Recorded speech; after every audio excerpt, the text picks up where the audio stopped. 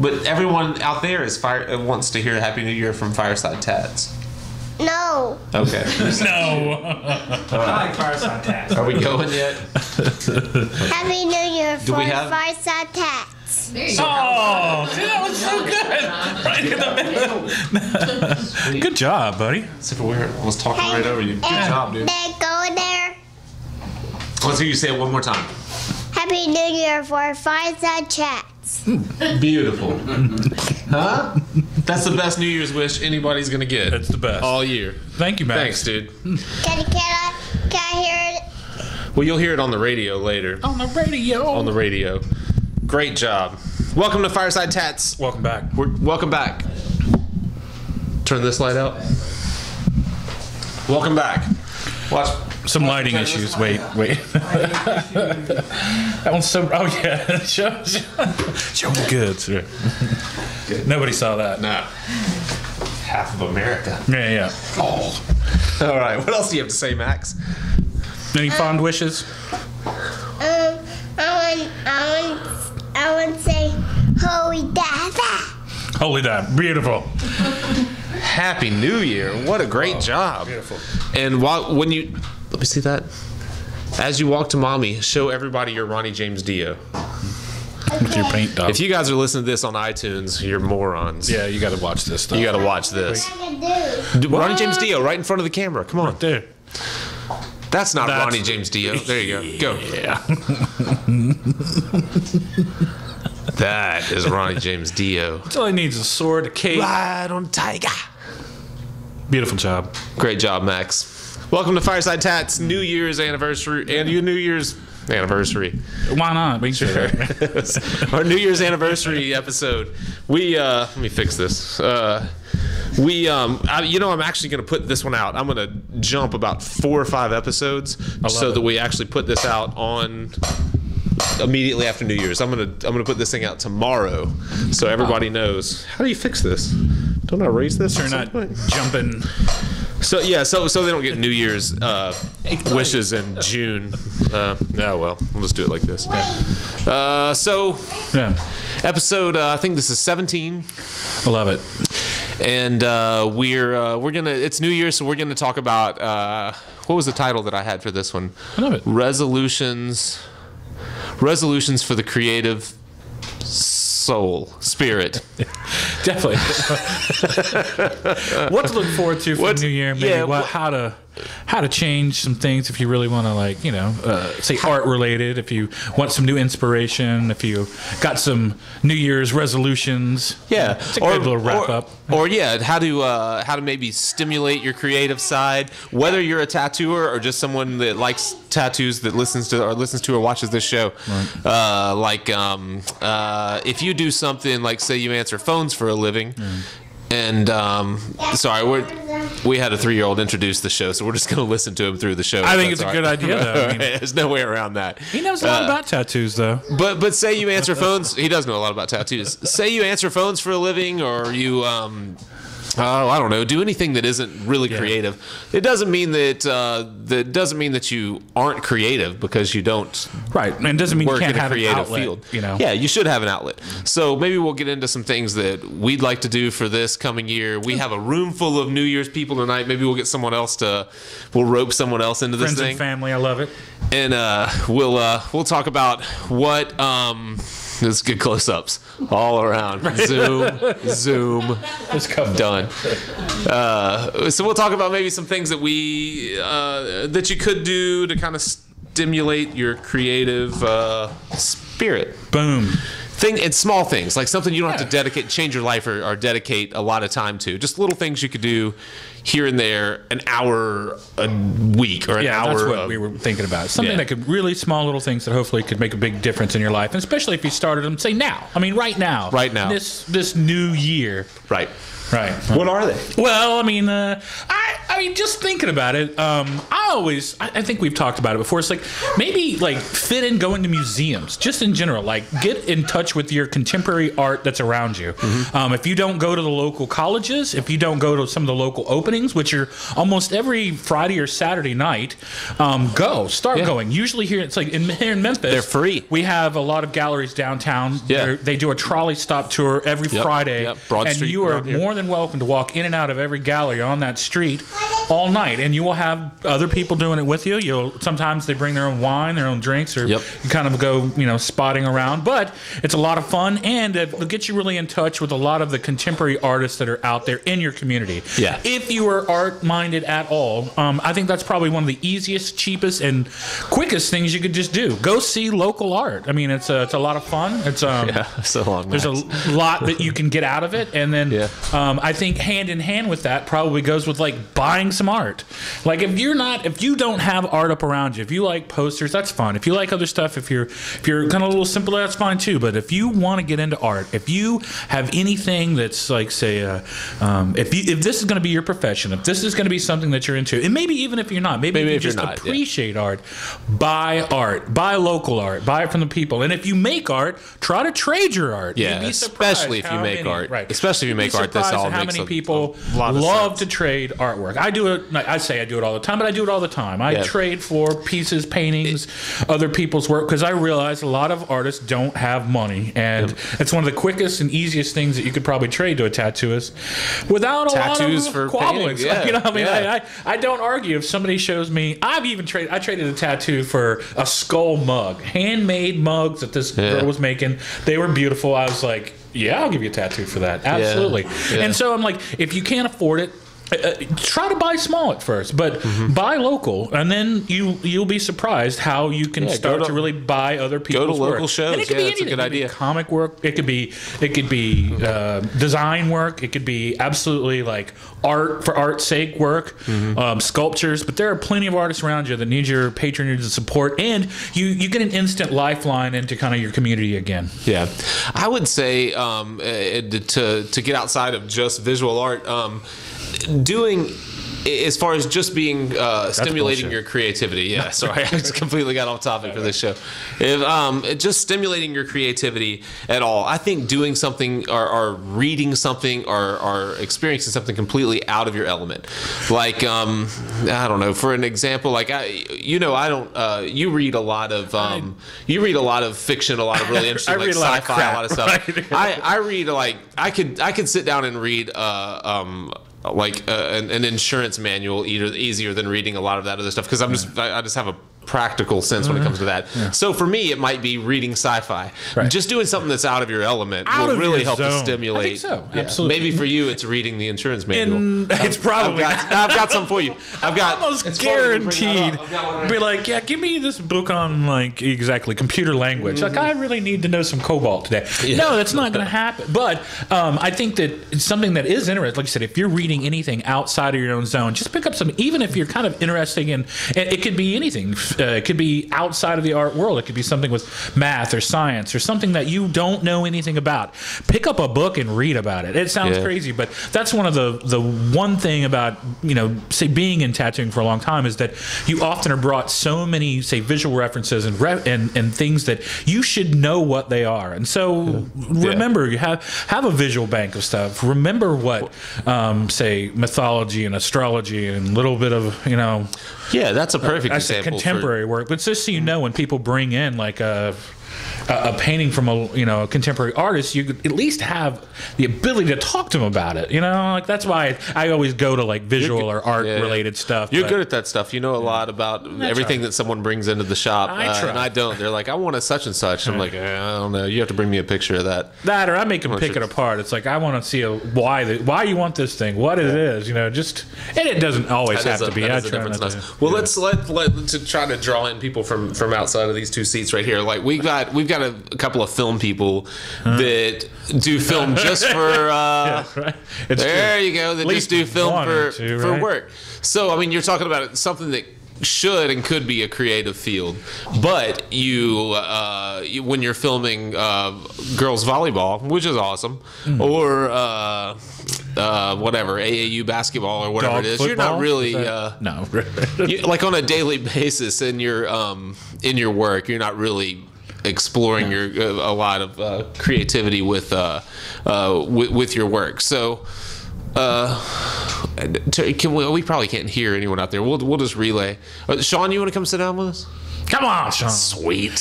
Hey, just getting some general, Yeah, what else? I mean, so what, for the average person outside, like we were talking about New Year's resolutions earlier. It's a little different, but that's just This is Sean, the man behind the camera, since episode 1. Yeah. So I mean, you're in a similar field because you're going and you're like.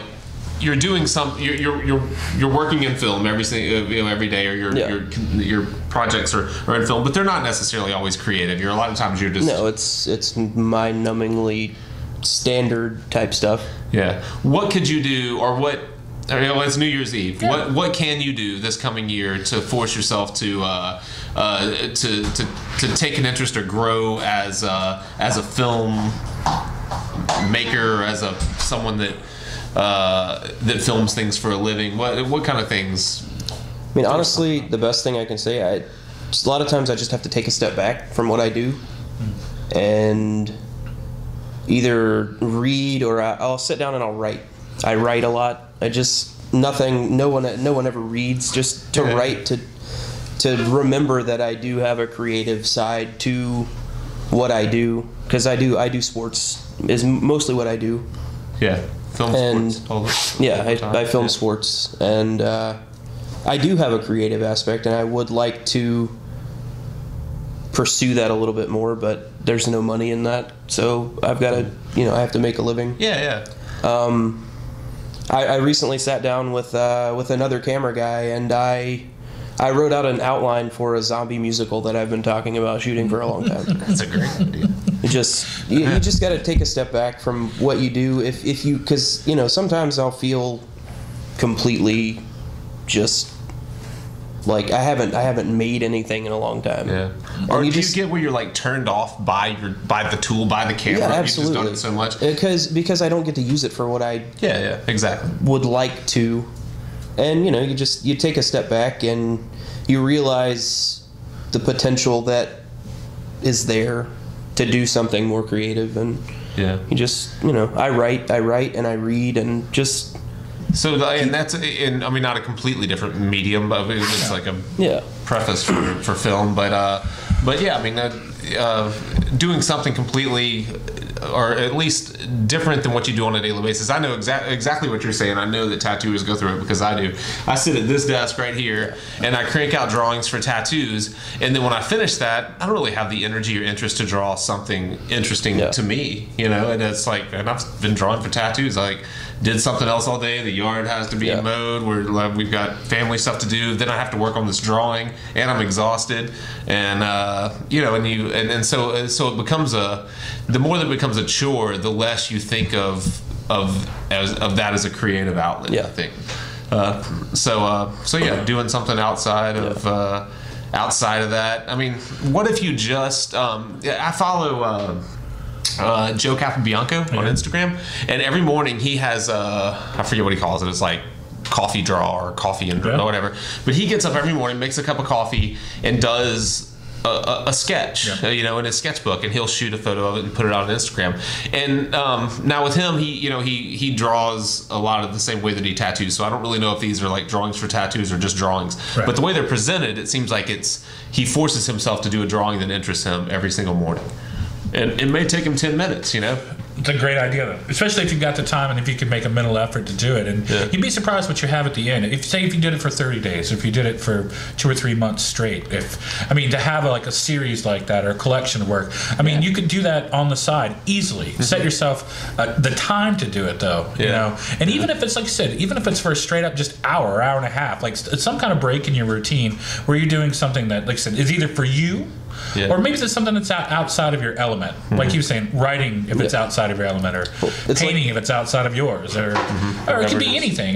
Like we were saying, you want to enjoy work. You want to enjoy the creative process, and you want to kind of fire all cylinders of your brain. I mean, using both sides a little bit. So yeah, it kind of goes back to what the barbell shrug guys were saying. Make yourself a new goal every month. Make yourself get outside of your daily routine. I thought about them too whenever I was thinking about this episode. Emily brought this episode, or the idea for this episode up just like earlier today or yesterday or something like that. So we didn't really know what we were doing tonight. But the first thing that popped in my head was them talking about whatever, I don't know if it was from 7 Habits of Effective People or one of those, but it was basically like it takes 21 consecutive days from the studies that they've done to form a habit that has the potential to stick. So you really have to do something, which doesn't sound like a long time, but when you're getting up every morning and doing a drawing and you have other things to do and it's day 13, you might be like, screw this, I'm done. I don't have time for this anymore. I mean, 21 days is actually a pretty decent commitment. We started getting up and stretch. We get up an hour earlier, 40 minutes earlier than we used to get up, and we stretch every single morning. I go to the gym in the morning, so for me it's easy because it takes time off of my preparation at the gym. I don't have to stretch as long at the gym. And I'm getting older, and I'm real tight in the mornings. Our mattress is crappy, all that. But don't you think, Emily, that the first 2 or 3 weeks was probably the worst of it, and now it's just kind of like you get up and don't think about it. And do it. Yeah. So I mean, like you said, good habit, bad habit, form a new one, get a new one, and whatever it is, I hate to say that, but. It's something that hopefully is inspiring to you, and it can be collaborative too. It doesn't have to be just a thing that you're doing alone. If you're doing it with someone else, it definitely will help reinforce it and give you, and no one likes to go to the gym by themselves or do other things by themselves, and you might as well just make the most of it. See if you can find somebody that you have an outlet with and do some creative work or whatever. Yeah, and whatever it is, you may just have to tough it out for a period of time. Right. And it's probably not going to be awesome as soon as you start. Right. You'll be real excited for about 3 days, and then you'll be over. And that could be anything too. It's like I've done things where I've really found a lot of joy in it, outside of, even say gardening or something like that, making an effort to grow something. Being productive, and that, I know it sounds ridiculous, but it's another way that it's an outlet. You can definitely do it. You can do it in your home, outside your home, and it can be a small thing. It's if you like getting your hands actively doing something. It's not say throwing clay pots or anything, but it's at least an alternate. It's a very quick thing you can do, and something that really, beautifies the world around you again. You might as well. And it takes time and patience. Oh, yeah. Just like any habit to develop. I'm terrible at gardening. I tried weed beds for 2 or 3 times, and then I'm like, Again, it's a habit. That's yard now. It's not a bed anymore. You're just talking about paving over it. Yeah, exactly. Gravel is really beautiful this time of year. It's beautiful this time of year. I love it. Gorgeous. When the sun sets, it's white gravel. It's gorgeous. It's awesome. I'm drinking somebody else's beer because I'm sitting here sipping on this, and I see my beer sitting right there. Oh, I thought that one was yours too, though. Yeah, well, it is now. Oh, okay. That one's yours right there, then. Yeah. But I think anything along that line is a great way to start. Especially, it doesn't have to be New Year's. You can start this anytime, But pick a day once a month, like we said before. It doesn't have to be an everyday thing. But it is New Year's, and that's the most fun time. We've been thinking about you can do something. Absolutely. We were just talking about earlier, the things I always say that I would love to do, as a New Year's resolution and stuff. But I never get any of them done. Learn another language. I live, off of summer, and it's definitely.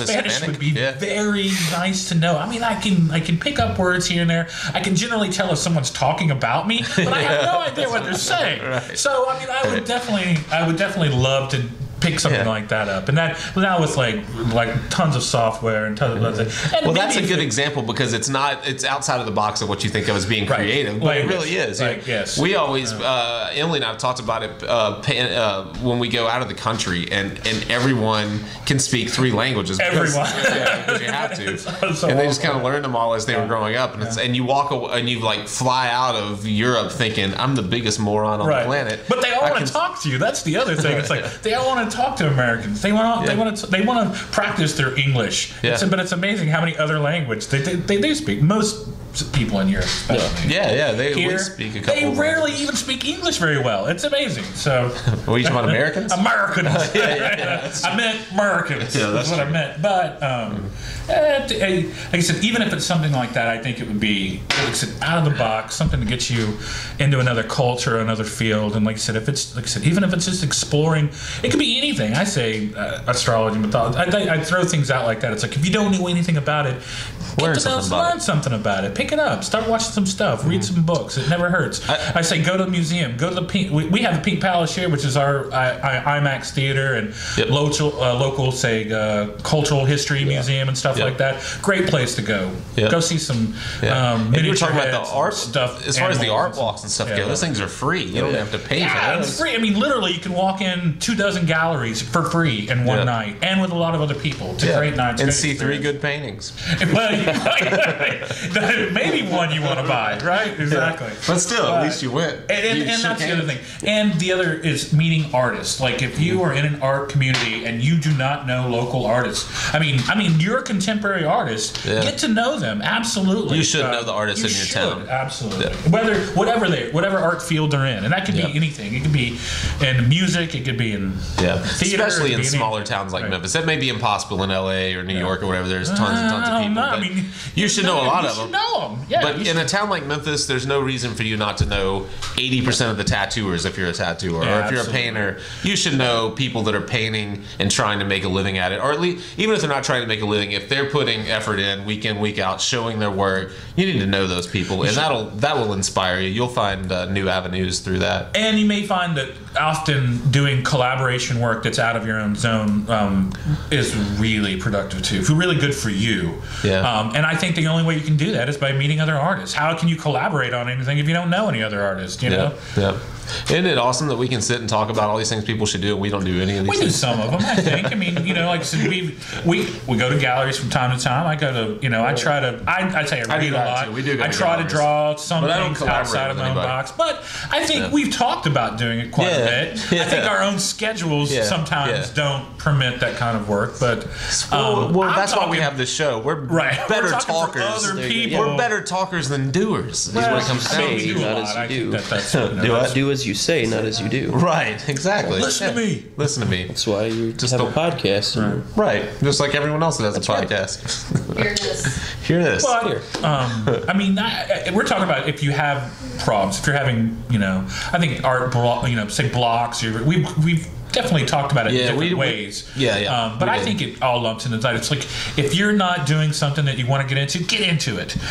If you don't know where to even start, like I said, get a buddy, get a friend, go out and do some stuff together, and you might find that it's not so hard with with someone else kind of helping out. That way you can, every other week you pick a different place, and that way you'll see different things that that you probably wouldn't have ever thought of, and hopefully that's true. That's true. I mean, I say that only as like go around, see your own local city too. If you're not real familiar with it, go see your own like art exhibits, your own communities, your own art fairs. We've got several. We do. One thing that I that I thought to mention a little while ago and kind of forgot was that a lot of what you think about being when you think of creativity or being creative, you think of it being convenient. Like creativity comes to you, or you like, I have a block right now, I can't really draw tonight. And a lot of it is just putting the work in. The people that are the best at everything, they aren't necessarily more talented than everyone else. They just are willing to put the work in. Yeah, they bust their ass. Yeah. So sometimes when it comes to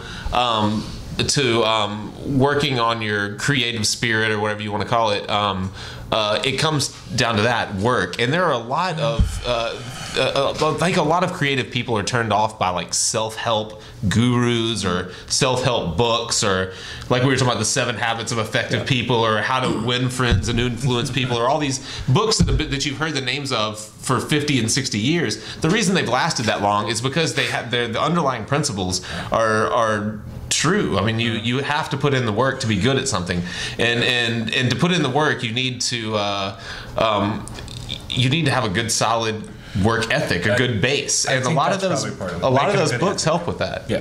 And they do often what they do is they point out hopefully the things that you can really find wrong with your. I mean, not wrong with yourself, but wrong in the pattern of why you're doing something. Right. If you're having a problem, it's probably all the patternistic things that lead up to it. Pattern's a good way to put it. Yeah. So like the 7 habits of highly effective people, it doesn't mean you necessarily are looking to learn 7 new habits. You're looking to see what you do completely opposite of one of those habits. You know, it's just like, that's probably where I'm screwing up the most. Could be it. If I just fix that, maybe I don't have to worry about habits 1 through 4 or whatever it is. But yeah, I think sometimes, and that's something that's way out of artists' elements, is to read self-help books. I think I was real surprised. You know, what's the guy's name that we both bought drawings from at a convention a couple of years ago? Gunner.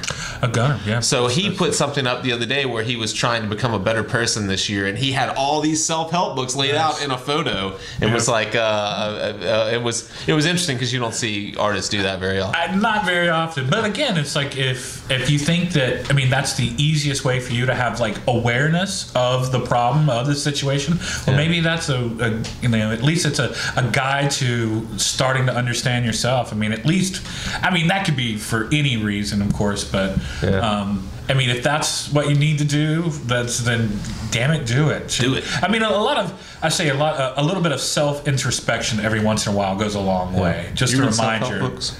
I don't. Just to remind you your kind of place in the world or whatever. I think the older I've gotten, I realize, because when we were a little younger, you like think, oh man, everything's like burn out, fade away, like die out. You just think everything is going to be like every friend you meet is going to be your best friend for the rest of your life. And it was not like that. You know, like you can break friendships, you cultivate stuff like that, and it takes time. And it's a long race. Don't think that your career's made or whatever in like 2 or 3 years. It's really not. It's the 20 years or plus you put in, and hopefully there's still some. You still got something left, you know. Maybe more. I'm sure there's a lot of tattooists that work a lot longer than that. Well, you're already at that. I'm just saying that, and I think that goes back to the like putting. I just retired, but it's like putting the effort into it. I mean, you're not going to finish any painting by never starting it. I mean, get started on something. Do it. Don't think that. I mean, that's another just from drawing. That's like fail. Sit down and you're right. And we've known a lot of artists that have killed work, and there's nothing wrong with that. If at the end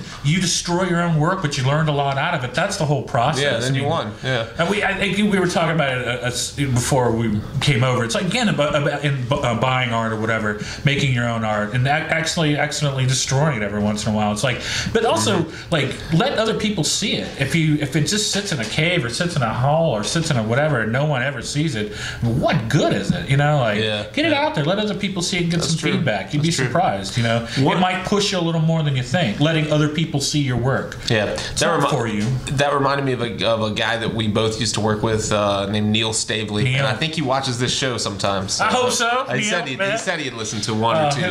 But he's one of the hardest working artists I think either of us have ever known, as far as just like putting in the work. And I never saw him sit still. Yeah, and you would see a drawing that he started the day with, and then you would see it develop, and you go, wow, that's really nice. And then you would go do a tattoo, and you would come back, and he had poured coffee on it and smeared it across the driveway. Right, got an eraser out. Like, where did that come from? He loved it. He was constantly teaching himself something new. Yeah, and it could be anything. It could be textural elements. It could be like reductive stuff. I mean, he killed more drawings than I've ever seen anybody. I mean, killed them too. But I think like you said, it was for the moment for him, especially in his sketchbooks. They were for anybody else. They were absolutely for him to. They're all educational for him. It was out. And there's nothing wrong. Like I said, there's nothing wrong with killing your own work as long as it maybe isn't on a person. Try to do it on paper if you can. Try not to kill your work on its skin. But if you're worried about that, if you're so fragile with your own, if you're even afraid to touch it or get past a certain point, there's your problem right there. Just do it. You know, I mean, there's nothing wrong with that. I mean, not every painting goes on a wall, and not every painting you want to hang on to. I mean, or drawing, or whatever. It could be anything. I've made some really bad short films. So. Well, that's what I mean. But you hang on to them, you see them 10 years later, and you laugh. But then you see there's always an aspect of it that you're like, hey, that was really, really so maybe good. That's another one. Don't be afraid to get outside. Or at least it propelled you to something that was, in the long run. Where are we on time, Scott? What? We're at 30? Man, I need a bathroom break. Sorry. We'll just keep talking. You keep talking. No, we'll wrap it up. We'll be back. Happy New Year's. Happy New Year. Thank you. We're back. We're back. New Year's episode. Dance off. Pants off. Pants off, dance off. Right. Who's the quickest? All right, here's part 2. We enjoyed our break. It was good. Max and I peed outside, didn't we? Yes. Yes. Yeah, it's nice to share. Yeah.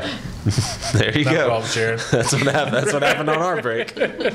So we're back for part 2, and we have my wife, Emily, Yay! who you've heard the name of, and Beth, Yay! Scott's not wife, Oh. but maybe.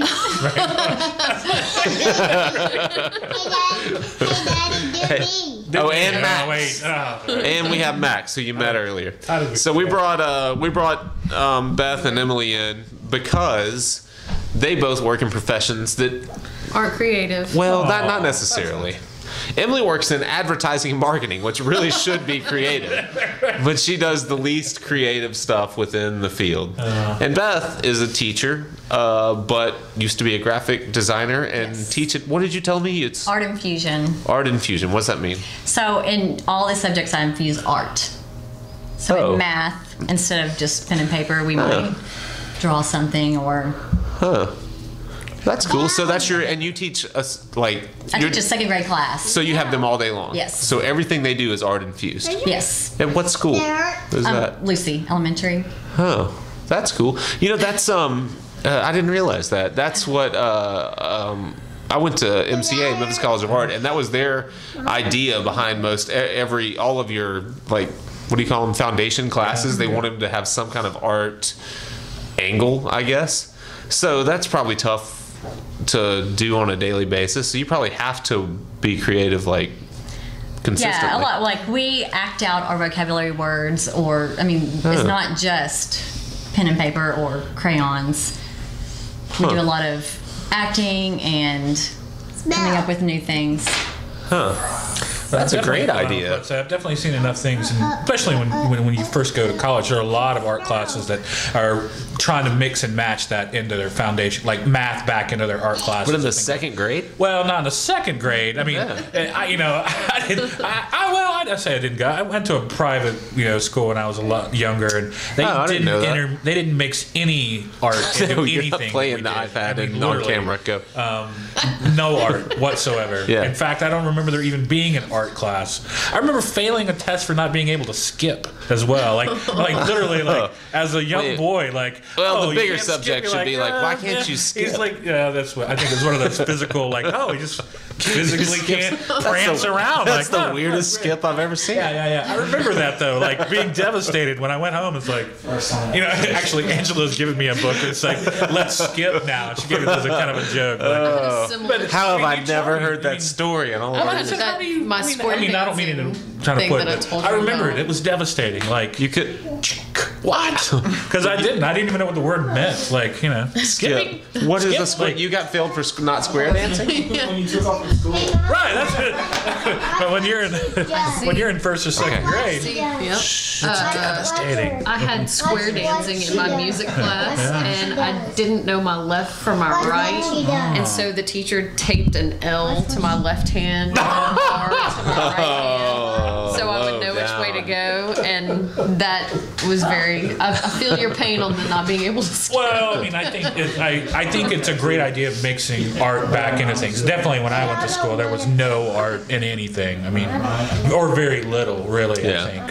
Yeah. It was more memorizing and whatever. So is of- Lucy Elementary a public school? Yes. So how did you get the okay to do? I love it. I still have Art to go infusion. with the Common Core, standards. We still have everything. I just do it a different way. When I first started teaching, it was hard on me because I tried to go with what everybody else did, and I did not like it. Like I, wondered why I went from graphic design to teaching. But then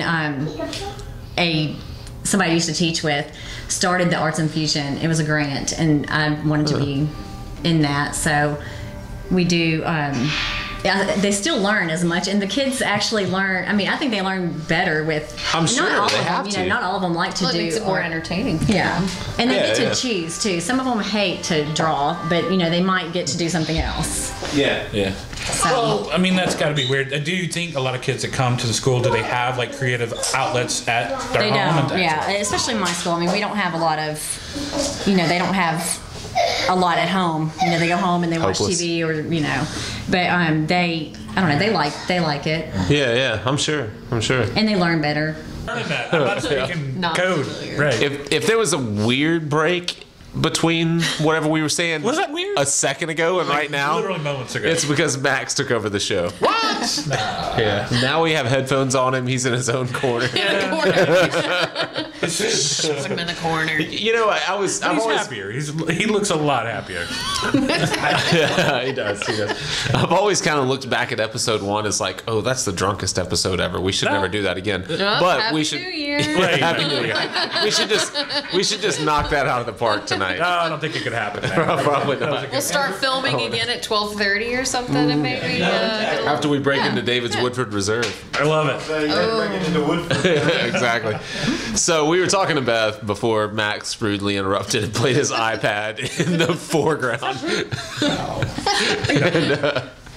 And so I was kind of blown away by the idea that the public school system Not all. okays that program. But what you're saying is they have like criteria that you have to meet, and Yes. however you meet that, as long as you meet that, that's basically the way that it is. Hopefully, yeah. Yeah, okay. So I mean, are you doing the same stuff with with the kids every week, or are you trying to introduce new things constantly? No, I do different things all the time. So I just try things out, and I think that's a lot of it. Just kind of having an idea and going with it. And if it doesn't work, then I'm like, okay, we'll do something new. Yeah, Sometimes yeah. I'll stop in the middle of something and I'm like, They're second graders. They have like Yeah. 5-second attention spans. yeah. That's the good thing. So I'm like, and I do too. So it works out. Yeah, that's perfect. So what, from a creative standpoint, what can, have you made any resolutions? Are you going to do anything new, anything different? I haven't thought about that. I think probably just try. I try to do more things. Like I have ideas and I want to just do them. I just Yeah. want to, Yeah, so just Make it implement happen. whatever you think of, Yeah. whatever comes up. And that's the beauty of dealing with second graders is that you can just throw that shit out. Yeah. Like if it sticks, great. If it doesn't, like move on to the next one. yeah, just any way Yeah. to get it there. Yeah. All right. Well, so Emily, like I said a second ago, works in marketing and advertising, and she more marketing than advertising. More marketing. Less advertising. sorry, I always throw those together. Why is that? Aren't they one and the same? Not Yeah, really. I don't really do advertising. You got to talk louder. I don't really do advertising. No, talk louder, not not advertising. closer. The car handle real good. I don't really do my head. So basically, I mean, most of what you guys do, you're professional liars. We can Yes. go on and get that out of the Yeah. way. Liars. You call companies and pretend to be customers or Per the company's request. right. Yes. And you We're just set quality up. control checking on their people. Yeah. You cause people to lose jobs. No. Left. No. Like you just got fired. Yeah, you just got fired because of me. You should have tried harder. But bonus is based on how many people get I got fired. 8 this Well, month. but I mean, it is a creative field. It is a creative idea. But your role in it, you're not the professional liar. You just No. you keep tabs on the professional I liars. control the professional liars. You control the liars. Yes. Which it mainly consists of like surveys and listening to recorded phone calls and saying yes, they did this right, no, they did that Yes. wrong, stuff Sounds like that. Thrilling. So it's not that creative. No. Not So- in the slightest. So as your creative outlet, I'll speak as your husband for a second. You've done a lot of things over the years. You've tried different things. You've tried like I know you did linoleum cuts for a little while. You were trying to do fabric stuff Yes. for a little while. You were. Yeah. But I shouldn't just go through whatever you've tried to do. You want a creative outlet, and Yes. anytime anytime you've traded my services for your benefit, you're like, oh, I wish that I had a creative outlet that I could trade for that benefit. So you want to create them. Like if I want to have a trade. You want to have Everybody has something to trade, and I have nothing to trade because nobody wants mystery calls. Nobody wants in mystery exchange calls. for a tattoo. It's That's weird. bizarre. Yeah, that's bizarre. It is weird. Yeah, because I love mystery calls. Yeah, they're thrilled. So, but you have for quite a while now. You've been you cook a lot, you bake a lot, you experiment a lot with that stuff, which has been fun for me. Yes. So that's kind of your. That's not true. Well, that's just like twisted steel right there. Can you zoom it? We have a zoom. Twisted steel. Wait, is there anything in there? No, hold on. Do you have a zoom? Get that lid. Get that really close. Oh, you nice. got it. Sweet. Scott is not happy. I'm gonna clip.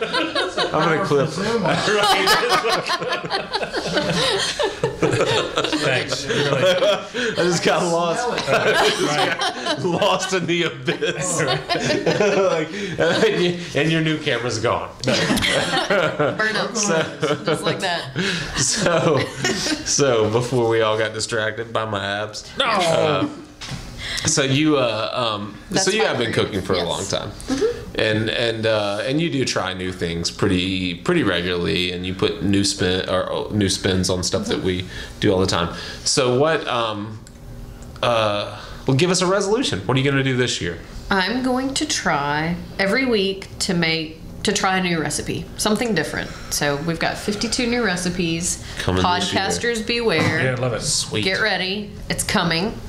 Yeah. The chili is in the crock pot right now for later. Is it a new chili? Ish. Huh. Yeah. We're trying taco seasoning. We're getting crazy.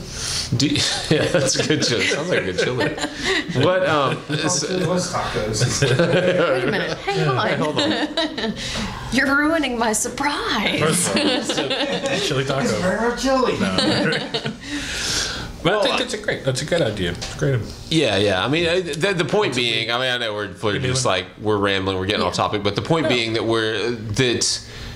because you don't, or if you're not a drawer or a painter or a filmmaker or a poet, or you can do it somewhere. People get caught up in this idea of like the liberal arts and you do that, and you like the term starving artist has lasted forever and will last forever because it's true.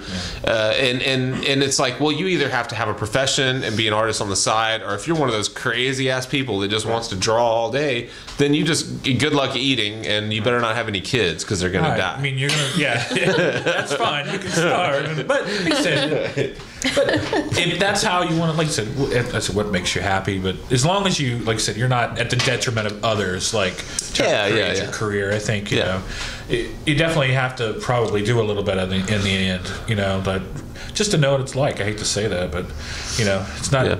Nothing wrong with knowing what it's like to be a little hungry for your art or for your work or trying to get your stuff out there. But say you're, I mean, you know, say you're the biggest attorney in Manhattan and you make $800 an hour. It doesn't mean that you can't have and shouldn't have a creative outlet.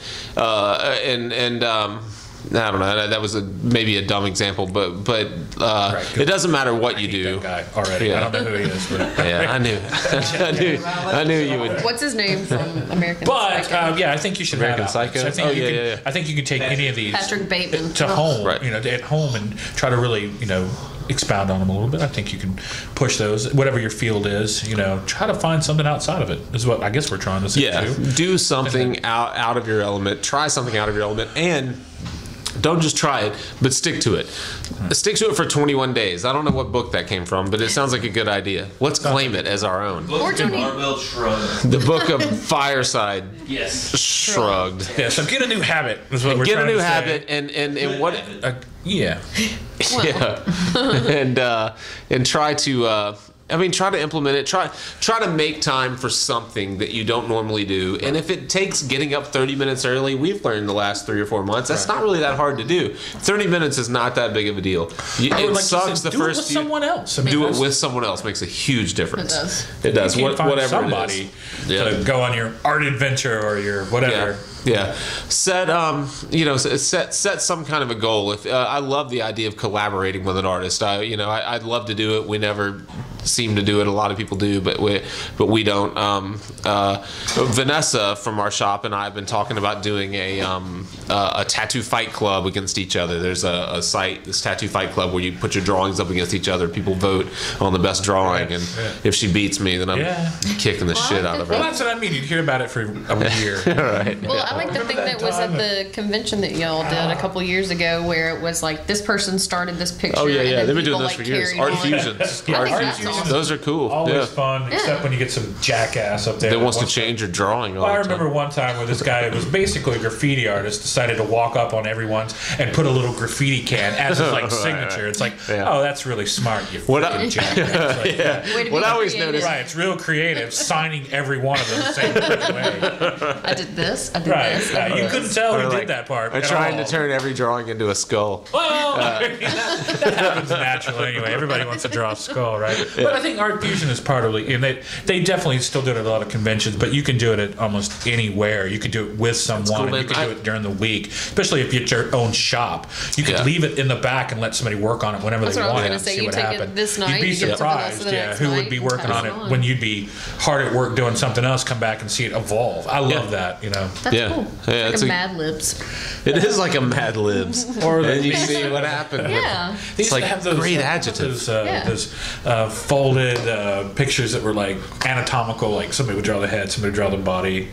Oh, I never saw that. You've What never is seen that? before? They're No. something grotesque or whatever. But you'd send it away as like correspondence art, or have it somebody else. Like you would draw a body, but someone would draw the head, someone would draw the torso and hands usually, and someone would draw the legs, and they were always unusual. And that's one way that you couldn't see really what was going on from the other side until you got it done. You had little lines you could kind of. That's a good it's idea. like it's contemporary. I mean, say it's collaborative work that doesn't actually. Your side is finished when you're done with it. I hate to say that. But some people don't like other people working into their own work, but you definitely can find ways of working with another artist. You're one of those people. Well, I mean, I say this like I remember younger, like doing stuff with my brother where he would draw and I would ink his stuff, and I would have a lot of fun doing that. But I have to admit, I don't want like people coming back and working over your drawings. No, I don't. I don't really like it that much. And I think it's because you see it and you have an idea of where you really want it to go, and then if someone else absolutely ruin it, it doesn't. It could be not. I don't. You might remember who this is, but we were at a tattoo convention at watching one of those art fusion things some years ago, and there was a girl that.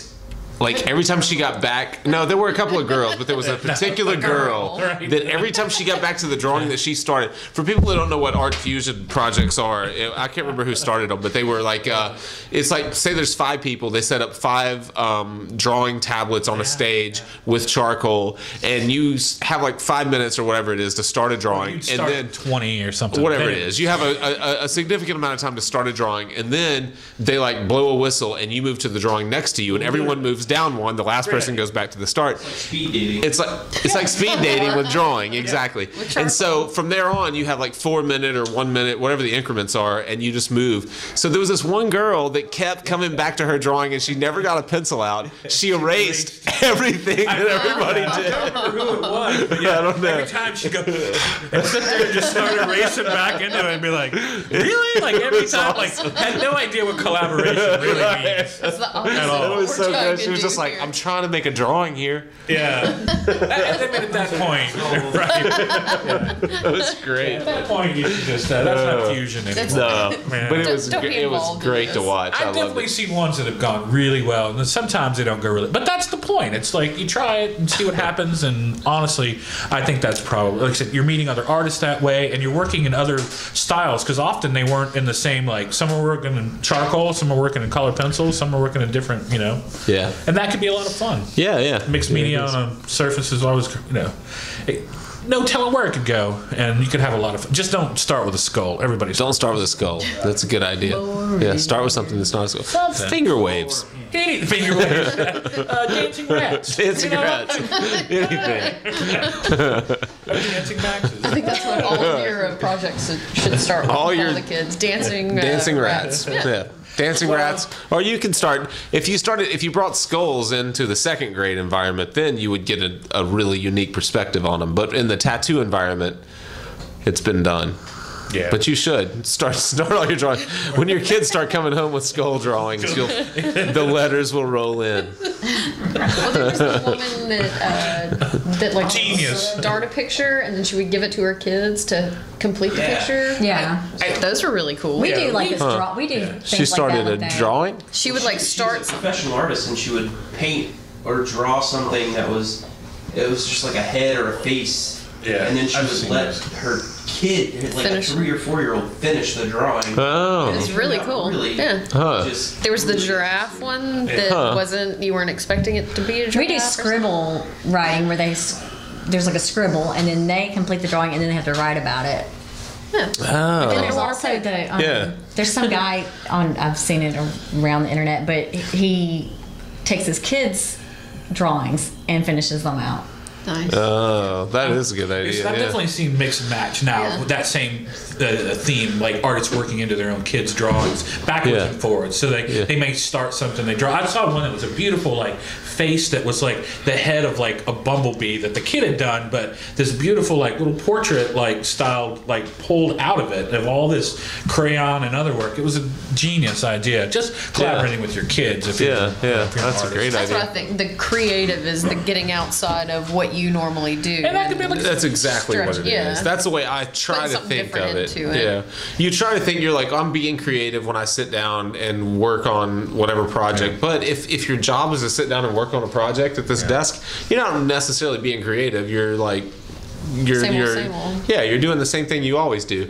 And I think to get outside of that, you have to push yourself to something that's uncomfortable, and then you have to like sustain that discomfort, and get past it. That sounds shitty, but I think it's true. It's not comfortable, to really get outside of your element and find something new and find something interesting to do, but it's not always that.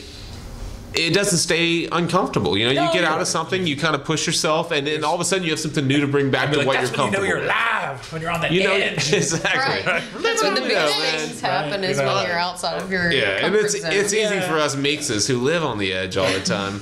24/7. 24/7, but outside of that, it's really hard. It's hard for those common folk to wrap their brains around. Well, I mean, I think it's hard for some. I think you forget over time. Sometimes the things you used to enjoy, or even when you were younger, and you just let it go by, and you're like, oh, you get into that milieu of everyday life, and what you have to do, and you forget. It's like, if you really want to push any kind of creative drive, you got to go out and do that. You've got to see new stuff. You've got to, and it may take traveling, and it may take except if you can find somebody to do it with, at least that way, the ideas don't always have to be yours. They can be coming and going. You can. Let somebody else pick. That way, you have no choice over it. Whatever that is, that thing you do for the day, or whatever. That's exactly what I was going to say. Was traveling, just getting Man, out. what a great creative outlet that is. You get outside of your environment, outside of your city, outside of the things that you do on a daily basis, and that's instant inspiration. You see these from a tattoo standpoint. There are tattooers that do nothing but travel. Nico Roussan, who's traveled through our shop a bunch of times, he always comes back with kind of a different twist on what he's doing, a different attitude here and there. And it's because he just did nothing but run around constantly and see new things. And when you talk about people like a Jeff Gogway or a Nick Baxter or a Guy Atchison, it's because they just surrounded themselves on a daily or weekly basis with brand new things, and they were willing to take chances. That sounds like a sexy thing to do, to like run off and be in a new spot every week. Sexy. It's not. Well, that's a dumb word. But okay, I'm sorry. Stop interrupting when I'm saying something important. It sounds like a sexy thing to do, but it's really intimidating, because Jeff Gogway was not Jeff Gogway when he started doing that. Nick Baxter was not Nick Baxter when he started doing that. They just kept working. Guy Atchison, they just kept working. They put themselves out in front of people that did not know them, that didn't care who they were or what they did, and they drew from their environments and they got better, you know. And but then they also got feedback. They got a lot of feedback. Exactly. And, yeah. I mean, you're not going to get feedback by sitting in your house or sitting in your closet or sitting and doing your work and not letting other people see it too. Yeah. I mean, and that's the one thing you can see. They got a lot of good feedback, and you can tell. You know. Yeah. Yeah. And I think that being art-minded, you're going to find hopefully like-minded people too. Don't work in a vacuum. It's not worth it. It's not, you know. I was just going to say, like, when you were in school, it's not, traveling doesn't mean going, 3,000 miles away. It means going What? For the people that can't afford it, it means going to Waldocksy State Park. And just take a being trip in an hour south. Yeah. Find something interesting around you, and if you sit in your studio and paint all day, like say we're not talking to a tattooer, say we're talking to someone that works on their iPad directly in their studio and makes paintings. What if you just got out and painted? And did like plein air painting? What if you got out and just watched the sun go down and tried to capture some moment 3 or 4 nights in a row, and all of a sudden you understood color completely differently? I say that because it's something I'd love to do, and I think there's probably a ton to gain from it. I don't ever do it. Yeah, you will now though. I will. I'm From starting this tomorrow. Well, what was the thing that you did it a couple times in school with the pen or the stick and ink, and where you'll take out like of your comfort zone. Yeah, they might take a tool where you have to go out and pull a stick off of a tree and dip it in a bottle of ink and make a drawing. You know what I mean? Like taking you out of hand poking tattoos when you were young. Be like, I did a lot of that when I was like sharp hold still. Yeah. I love a dogwood branch for that. Right, yeah, it's like a good whippoorwill. Yeah. Whippoorwill. It's like it really gets in there. It's a smooth blend. It's smooth. Yeah. It's a really smooth blend. Where are we on time? I'm sure way over. But I think way over. But I think those are all good. I mean, and if you're trying to find something in your practical application, it could be cooking. It could be what I mean. It could be just do that little bit. Do that thing. But if you can get some art in your life, I think it wouldn't hurt you. Yeah, and no one wants some to. art. That's the other thing. No one wants to do anything that's not comfortable, but there's such a reward for doing it. I mean, like whenever you get out of your comfort zone. Yeah. When we get up in the morning and stretch, I would have rather. That's way out of our comfort. That's out of our comfort zone. But by the end of it, I'm like, man, I'm glad I did that. My coffee tastes better. Yeah. By the end of it. But this was an intervention for David to start stretching in the morning. Like, look, I'm glad we're finally getting to the point. We need you to stretch. Hey, Max, say Happy New Year from Fireside Tats. Happy New Year from Fireside Chats. Fireside Chats. The history. I like it. I still like it. Thank you guys, man. Yeah, thanks again. Happy New Year. Happy New Year. Yeah. And thanks. This is our first year. We're about 6 or I don't know how many months in. 6 or 7 months in now. A couple months now. And it's been a fun first year. And we've gotten some good feedback, and we really do appreciate everybody's feedback. FiresideTats.com. Find us on Facebook at Fireside Tats. Like us. I'm never ever do anything on Twitter, but Fireside Tats on Twitter. Thumbs us up. Plug Ugly at Plug Ugly Art on Instagram. FiresideTats.com. And we're going to Austin pretty soon. We'll be in Austin. We'll be at Austin. Is it the Star of Texas? It's Star of Texas. And I Star of Texas. The last weekend. It's the last weekend, maybe of January. We will be there, and we're hoping to podcast from there. So stick your head in. We'll put you on camera. Do some tattoos. And email Jake about getting in on it now, so he'll have something. FiresideTats@yahoo.com. You can send an email, and we'd love to talk to you guys, and we're going to try to have some fun handouts but yeah, Star of Texas, Austin Tattoo Convention, tons of good artists there. Tons of good artists. You're going to love it. Yeah. Thank you guys. Happy New Year. Be safe. Happy New Year. Bye.